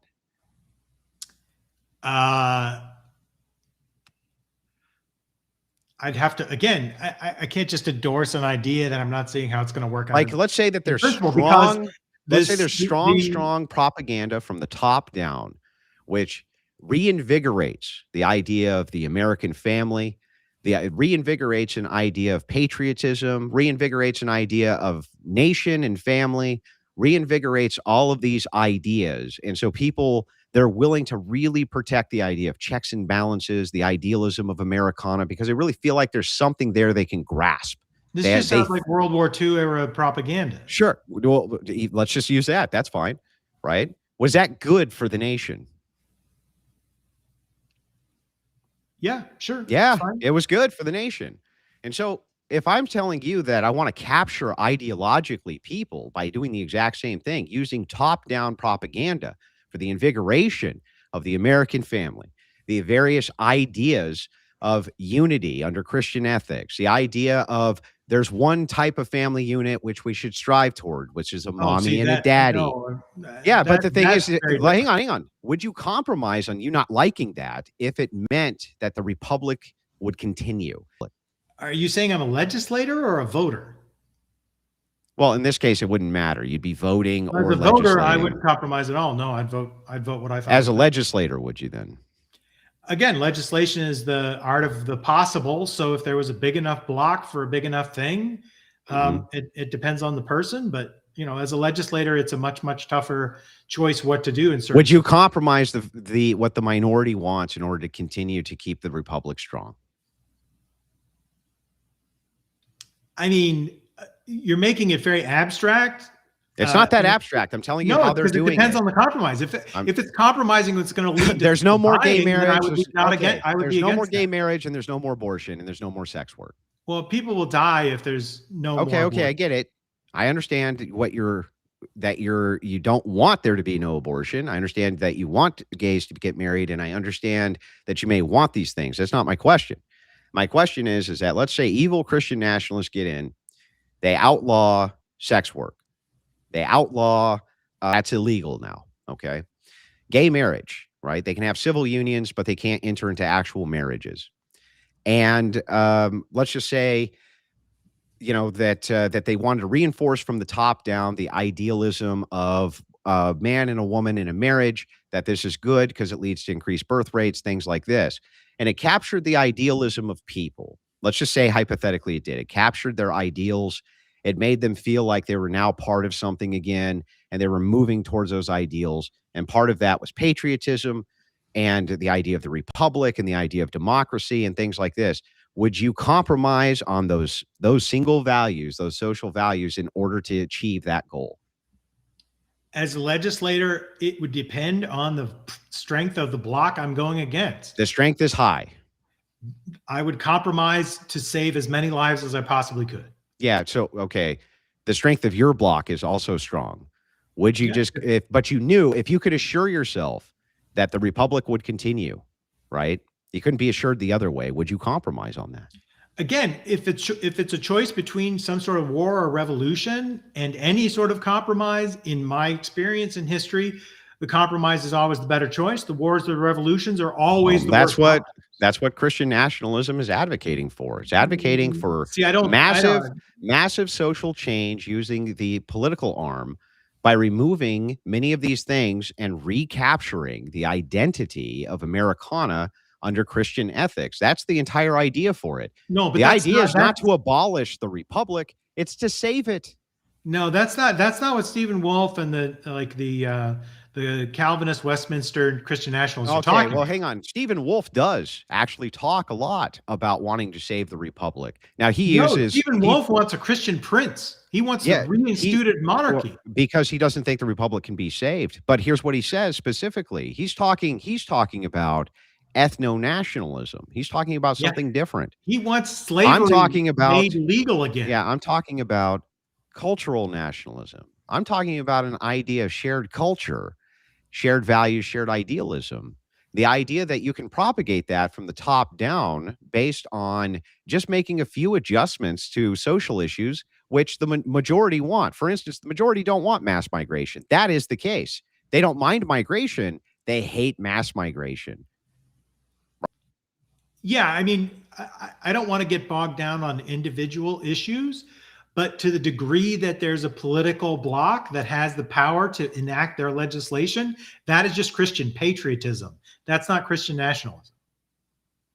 I think he may have disconnected. He looks like he might be frozen. Oh, yep. Hang on.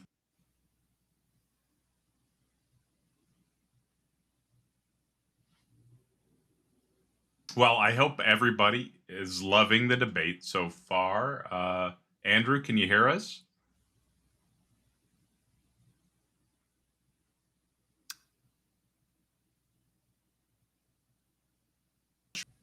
Yeah, it ain't great on my end, but whatever.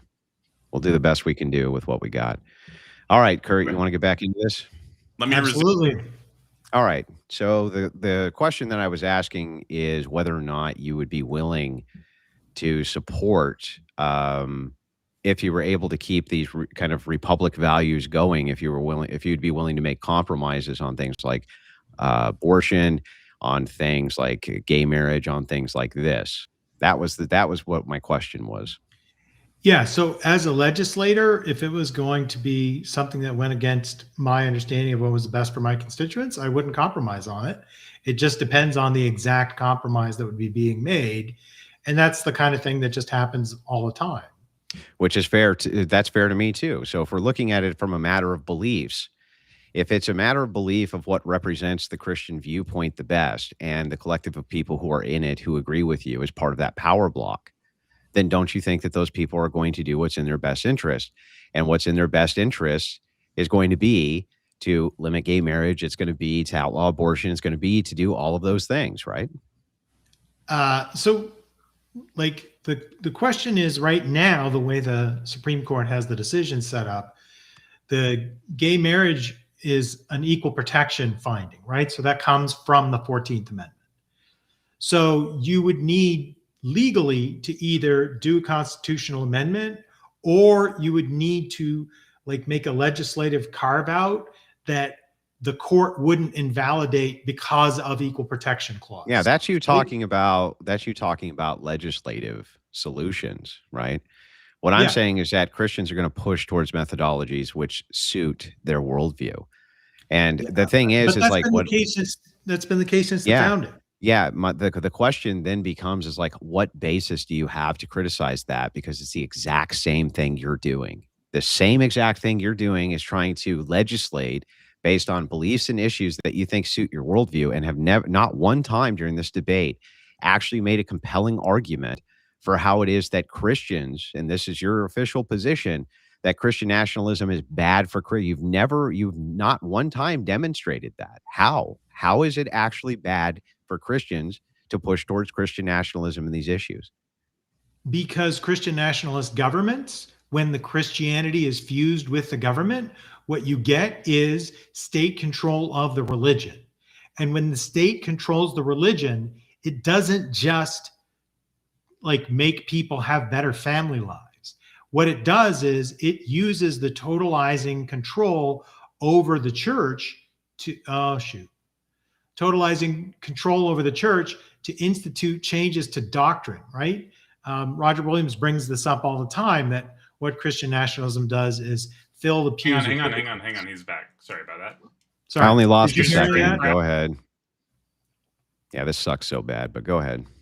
So what Roger Williams was talking about was that the church, when it takes control, when it gets taken control of by the state, it fills the pews with hypocrites who are just trying to curry favor with the state, and they use the church to do it.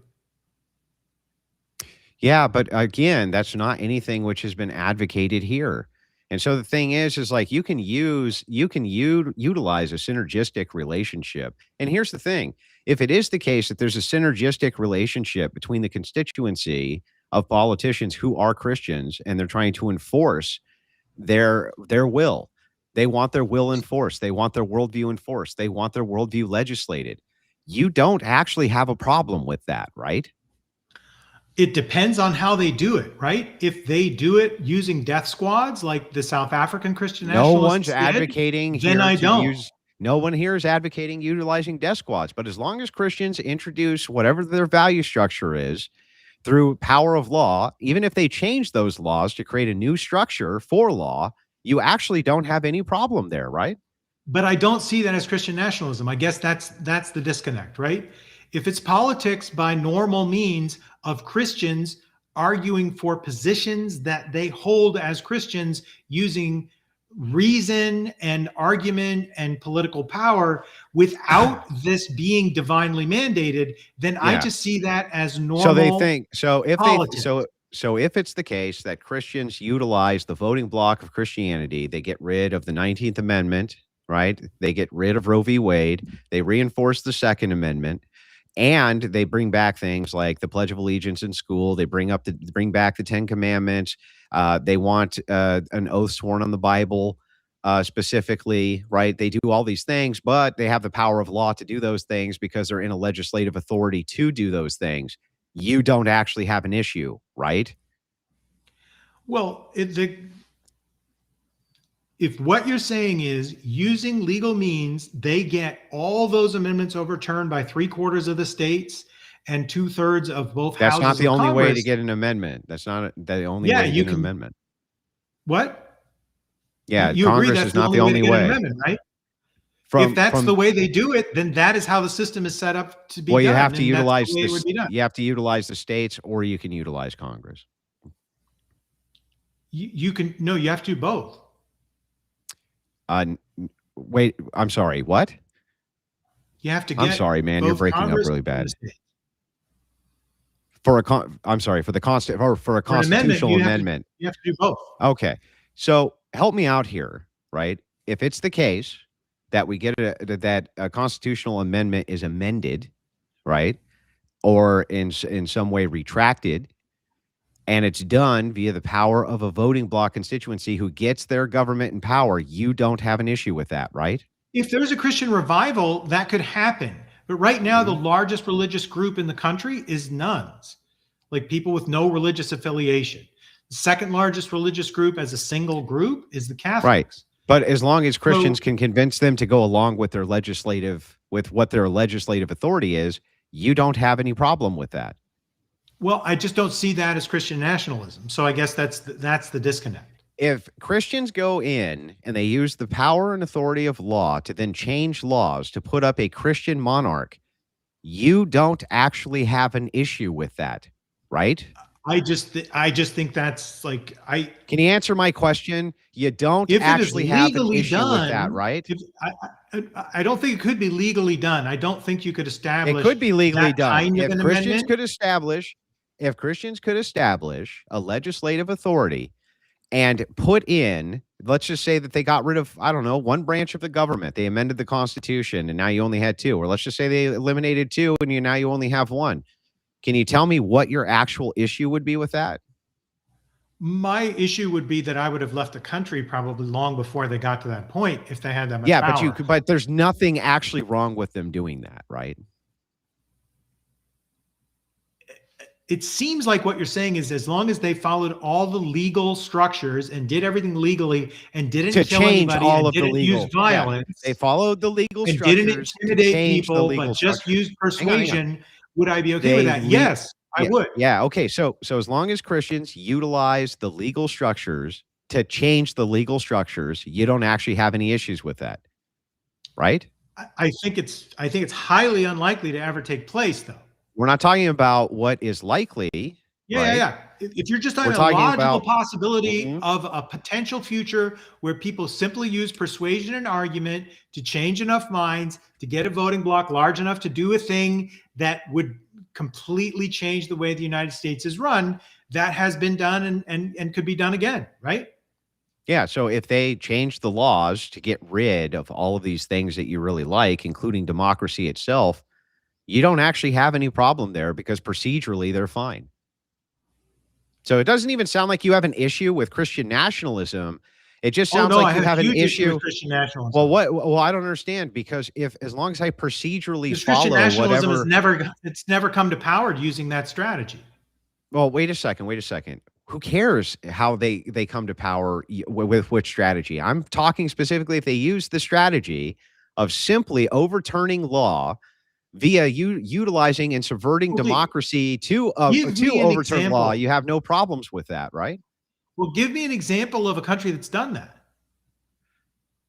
What? Is there a country that has done the thing you're describing? Oh yeah, it's happened in the United States many times. We've The added amendments United and taken States has them away. gotten rid of democracy? No, that's not what I said, but utilizing the power. No, I'm to asking, subvert is there a country democracy. that's had a constitution that amended it such to the point that the constitution no longer functioned? This is yes. a good back and forth. That's Yes, the but first also let me point 22 this. minutes, y'all agree? Hang on, can I point this out though? Sure. In Germany, wasn't Hitler democratically elected? No, he wasn't democratically elected. He was appointed by the president after a contested election. Wait a second. So he wasn't democratically elected? So you understand how parliamentary coalitions can sometimes have a president who selects a party to form a government, even though they won. Which is part of the majority. procedural. That's part of the procedural That's rules, what happened. right? So it was But he legitimate, wasn't elected by a majority. But that's well, it doesn't matter. But then he illegally seized power. The procedures were the procedures were followed, right? No, not at all. No, for him to get into power. For him to assume office, yes, but not for him to get into power, no. Yeah, you see what I mean? So the thing is like as long as though that Hitler procedurally followed the stupid ass system that you want. He did. He just said he got in. Originally, he was no. Yes. There's a difference between attaining an office and seizing power. Yes, but he would never have gotten to that office, right? Except that he used the procedural rules in order to get there, right? The president called his party to form the government. That was a terrible mistake on the part of the president. But it was well within his authority, right? It was within his authority, but then what Hitler did to seize power was not legal. I get it. I understand. Yeah, I understand. But if you think that you can't use procedures in order to get into authority to begin to unwind things you don't like, right? Okay. You definitely can. And throughout this country's history, you've also been able to do this as well. Well, there's always been a mechanism for amending the Constitution. That's correct. Mm-hmm. And so the thing is like from your perspective, all I have to do is follow procedures and you don't even care. But can I get my 20 minutes now? Because I think like you're at 20 minutes right now. Yeah. Okay. Go ahead. Okay. So your idea of Christianity is that not Christianity. Not Christianity, Christian nationalism, right? Right. But I just want to understand that your idea of Christianity is that it is the thing that should be fused with the power of the state because it is divinely inspired, correct? It's already infused with the power of the state. I don't know what you mean by that then. So so people who get into office, you're saying we are already Christian nation? No, I'm saying that there's an infusion with the state already because when people get into office and they govern based on their conscience, they govern based on their beliefs, and they govern based on the structures. So people already govern from belief. So since the vast majority of the legislators in the United States are already Christian, and they Well, they already have identify. power, They and they identify as already Christian. have power, then you Mhm. would say we are already a Christian nationalist country? No, Christian nationalism would be advocating for these other things that I produced. These people may identify as being Christians, but they're not moving towards what I would consider a Christian nationalist agenda. That's the Okay. problem. Okay. So at the height of the Symphonia in the Byzantine era, would you Mhm. say there was any, like, anything about that government that was not what the like Orthodox patriarchy and the fusion with the state had? Like, generally people say that the Symphonia under the Byzantines was the height of like power and Christian control of the system, right? Yeah, the problem is like looking at that, we'd be looking at presentism, right? And me trying to draw parallels between Symphonia, which happened in the Byzantine Empire, you're talking post Constantine, right? That would be, Yeah. that would be difficult for me to draw these parallels because they had a completely different structure of governance pre pre-Christian reform. Well, but they had a law, right? They did have law, yeah. Yeah, and the law came from the ruler who was fused with the church, right? Yeah, it's correct. So what they Christians did was they utilized the structures which were there, and they were able to convince leadership to move their agenda. Okay, Exactly. and That's exactly right. so this is where I want to get. Like, so the apostolic tradition was closer in time to the Symphonia after Constantine and Constantinople than it is to us now, correct? Um, well, I would only say yes because Constantine, he had more centralized authority than what we would have here. But these are complete. The problem with making the comparison, and I'm not trying to be evasive, right? I'm just trying to tell you, like, the problem in my mind of making the comparison between the Byzantine Empire, post Constantine, and modern United States is that the entire structure of how people even operated inside their thoughts was totally different. Okay, It just I was grant not the that. same type of culture, nothing. Absolutely. No question Yeah. of that. But what I'm asking Mhm. is, what was the role of God in that? What do you mean? Well, did God protect this Symphonia? Was God like ruling through this fusion of the church and the Caesar? I would not deign to tell you what the motivations of God were himself. Um, if you're asking me like I don't know. I don't know what the clarity is. You're Well, saying did okay, God you've bless the defended the apostolic tradition several times, yeah. right? Did Because you say mhm. it's divinely mandated. Well, no, when I was referencing apostolic succession, I was saying that that was a safeguard against basically externalities corrupting the tradition. I wasn't talking about divine command or any of that. I don't know where you came Okay, up with but that. no, I just want to say, like, if the apostolic tradition is a safeguard and it does have like this divine mandate from the time of the Lord until now, and the apostolic tradition There's a was active no, no, during no. the There's a Symphonia, safeguard. No, so it doesn't do anything. yeah, you're drawing parallels that I didn't make. You're drawing Well, parallels I didn't make. What I'm I'm saying not is that necessarily yeah, yeah, hang on. I'll clarify. I'll clarify. okay. So what I said earlier in the debate was that apostolic succession and having rigorism within the church assisted it with resisting ideologies like communism and things like this. It assisted them from being corrupted externally. That was what my Okay, whole but point was there. it didn't resist them from like they didn't resist iconoclasm, for example. They didn't resist the riots in Constantinople under Justinian. It didn't keep them. Okay. So was God involved in that? Was the church allowing that part of the divine plan brought by the apostles through the apostolic tradition?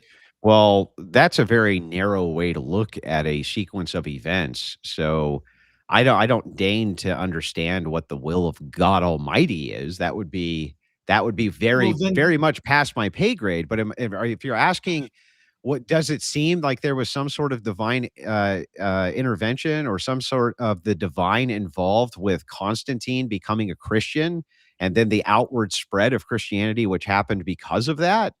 Yeah, I think that okay. that makes sense to me. So you see God as acting in history through the Caesars, right? I mean, God acts in everything, but I don't understand what this has to do with anything. Okay. So the point is that history has many Christian governments with many, many Christian things that completely disagree with the things that are being advocated by modern Christians as Christian nationalism.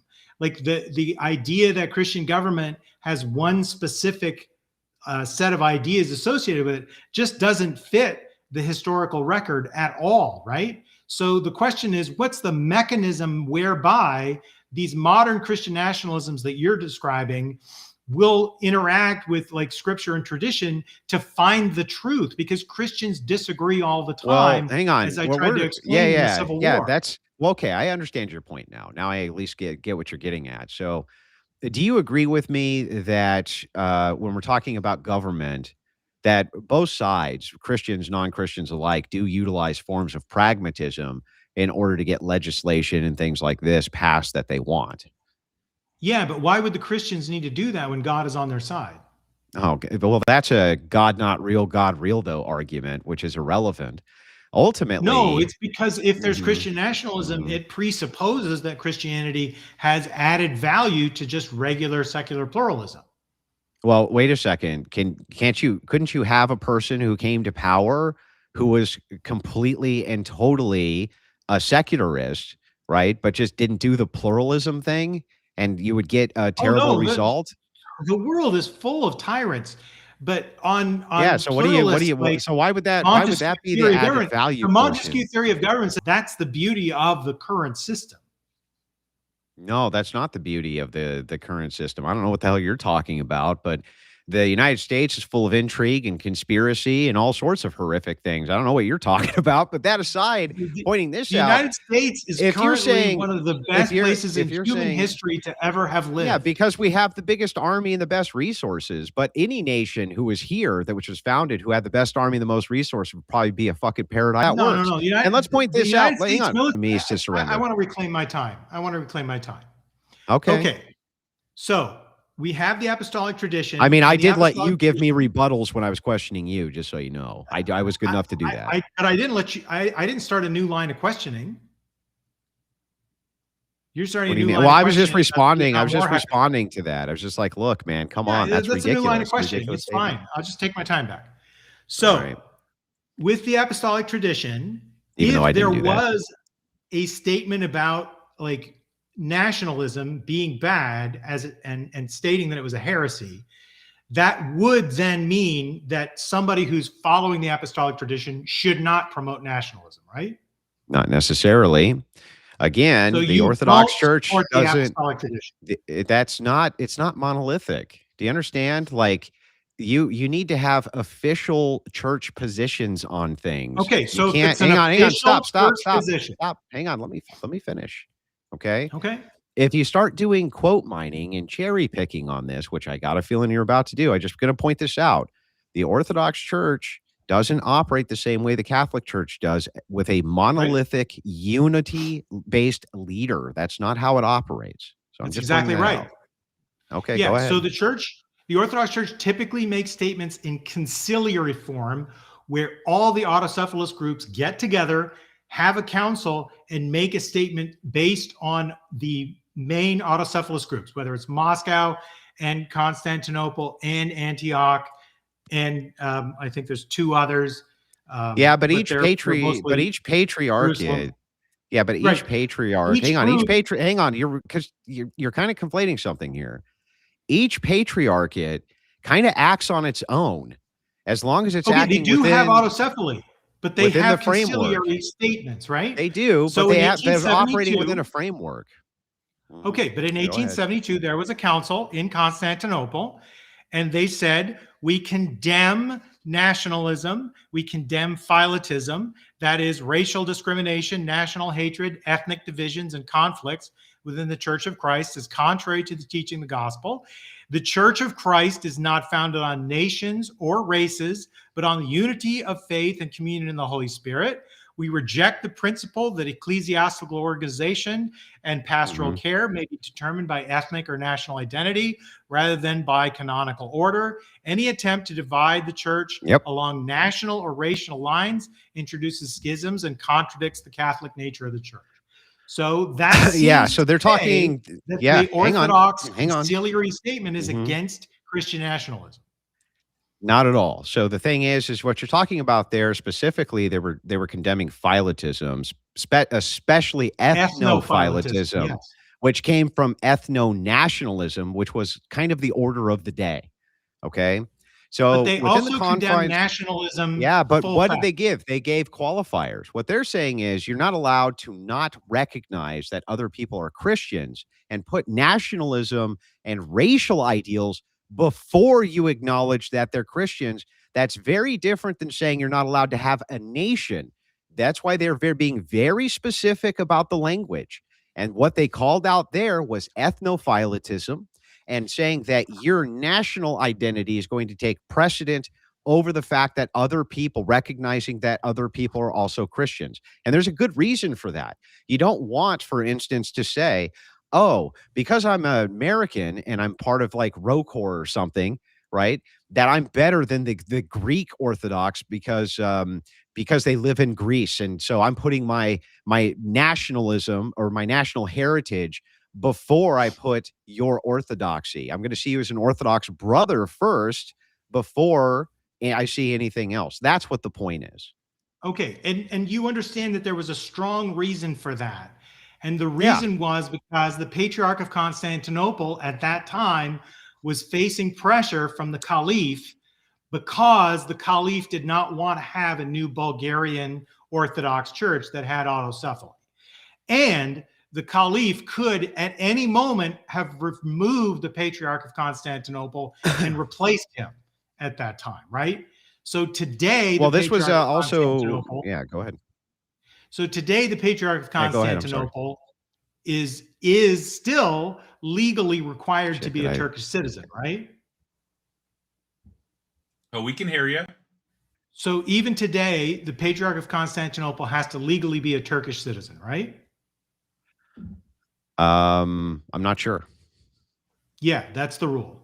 And therefore, the Ottoman Empire, for like at least 3 centuries, the Caliph had complete control of the Patriarchate of Constantinople and could remove and replace any of the patriarchs at will, because the land that the Patriarchate holds in Istanbul is completely controlled by the government of the Ottomans. So if the God is in charge of the apostolic tradition, the God must have wanted the Ottoman Caliph to have control of the Greek Orthodox Church at that time, right?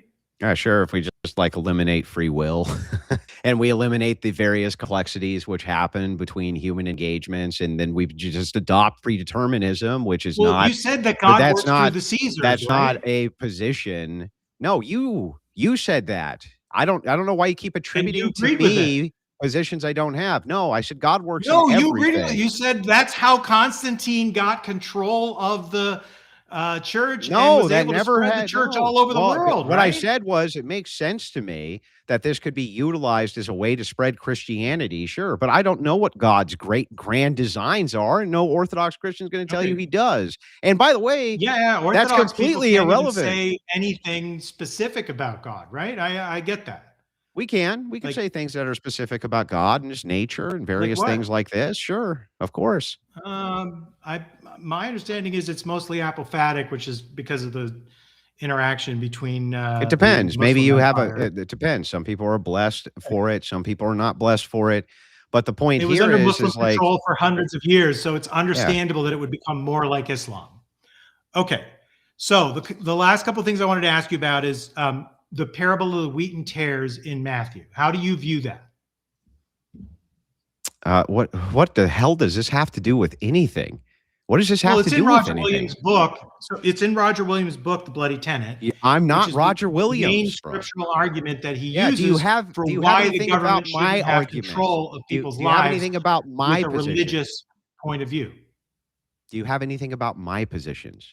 The things I'm advocating for. Do you think the secular power should have control over people's conscience? That's the question. Should have? No. Yeah. So you agree that under your ideal system, nobody should be required to be Christian, and that people who are not Christian should not face any discrimination because they're not Christian. Why would that? I don't understand the entailment there. Help me out. Because the first question was, I don't think that secularists should have control over people's conscience. Secularists, as far as I know, typically don't. Right? I mean, there's Muslims in America, there's Scientologists. I see what you're saying. Okay.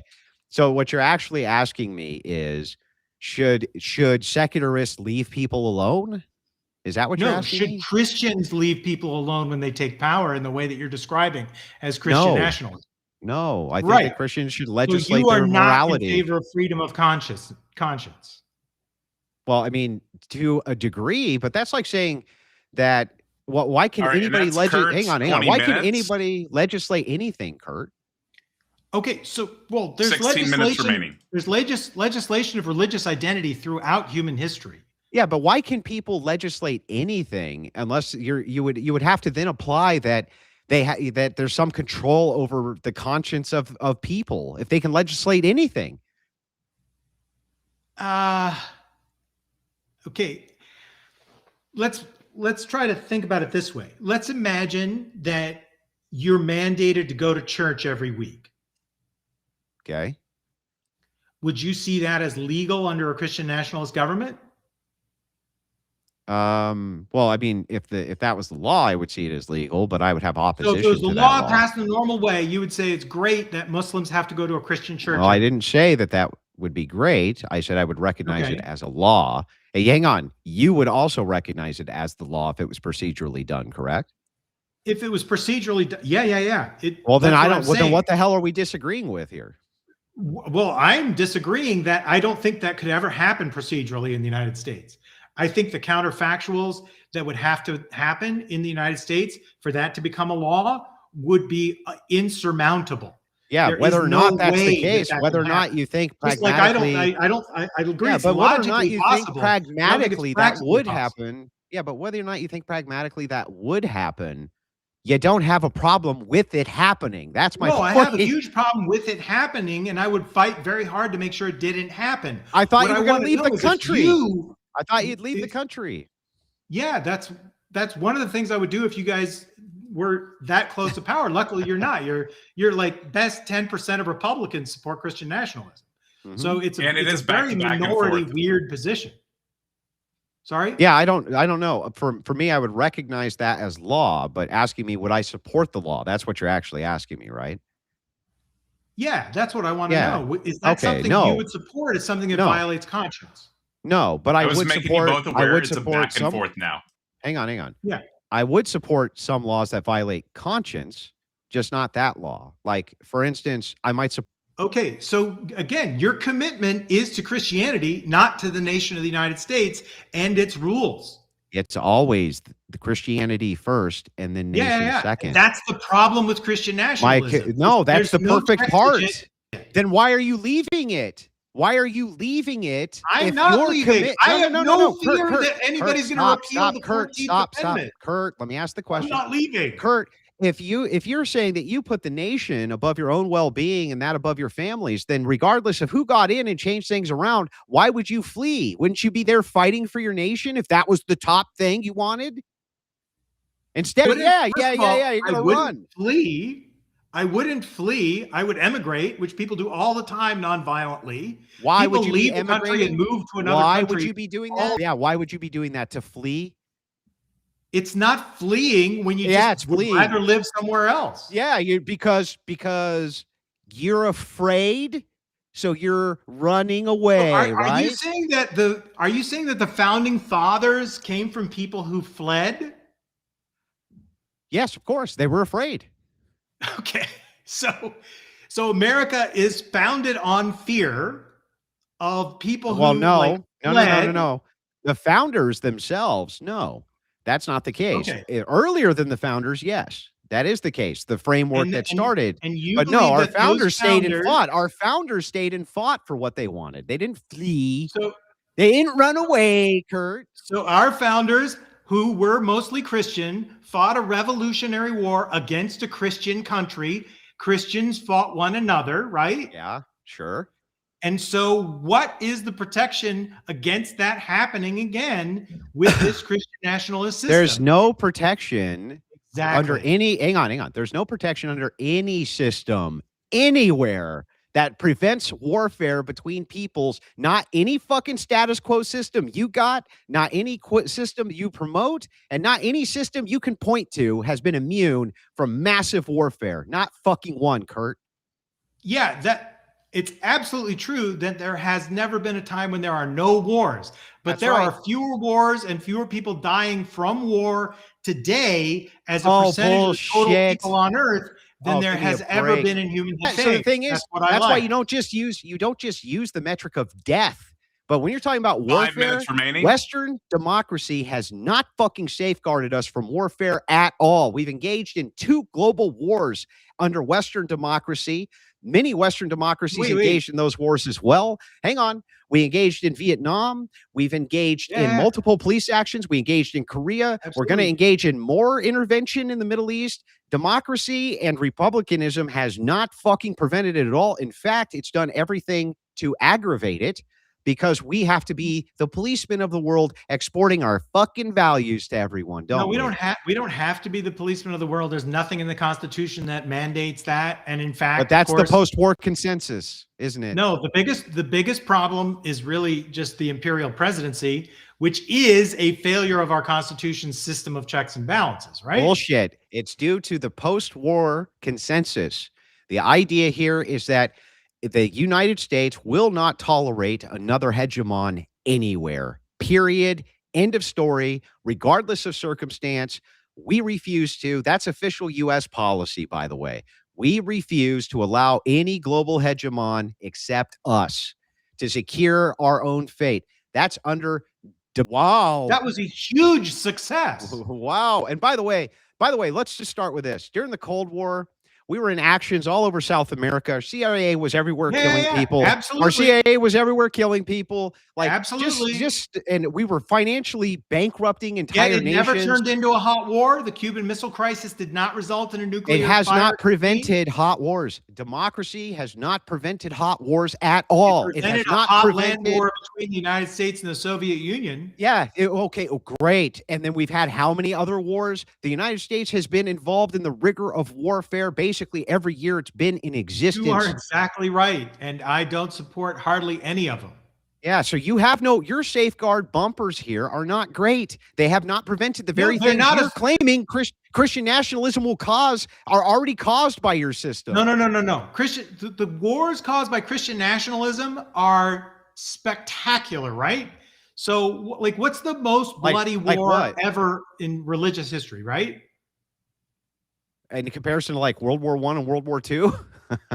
No, those are not primarily religious wars. Right? Those are Christians against Christians. Well, I think hang on. No, the Japanese weren't Christians. They were largely Buddhist, right? Okay. In Europe, it was Christian against Christian. Well, hang on. But World War II encompassed the world. It was Muslim against Christian.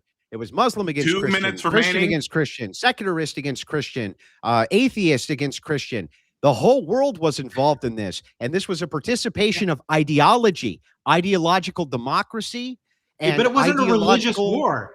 The Japanese didn't attack the United States because we were Christian, and we didn't attack. We didn't fight back because they were Buddhist. But here's the thing. That makes my point for me. Your whole idea of like, oh, your religion and Christianity is going to cause all this war. And then you point to one of the most devastating wars in human history had nothing to do with Christianity at all. And it was democracies at the spearhead of this. It didn't prevent any of it. Religious war. I don't know which one's the most devastating. I think that's actually going to be hard to subject because there were some pretty bad ones. Yeah. So you have all the Crusades and you have all the other wars, but probably the most devastating one was the Taiping Rebellion, right? I don't know. So 30 million people in China died during the Taiping Rebellion. It's a pretty bloody war, right? 1 minute. Sure. Okay, and how did it begin? Because there was one guy who thought God was talking to him, and he convinced a bunch of people he was right, and they believed he was talking to God, and they took up arms to try to win a war against the largest empire that existed at the time. Yeah, and meanwhile, so what? A bunch of pagans. The problem is that God did nothing. God doesn't help Christians. Hang on a second. That's so weird because, like, okay, so what? And meanwhile, the Japanese were fighting internally with their daimyos for 800 years based on nothing to do with Christianity whatsoever. Yeah, absolutely. And we're being attacked by other Asian nations who had completely different beliefs. And there was nothing but the inside Japanese of that. Never had a 30 million people killed war.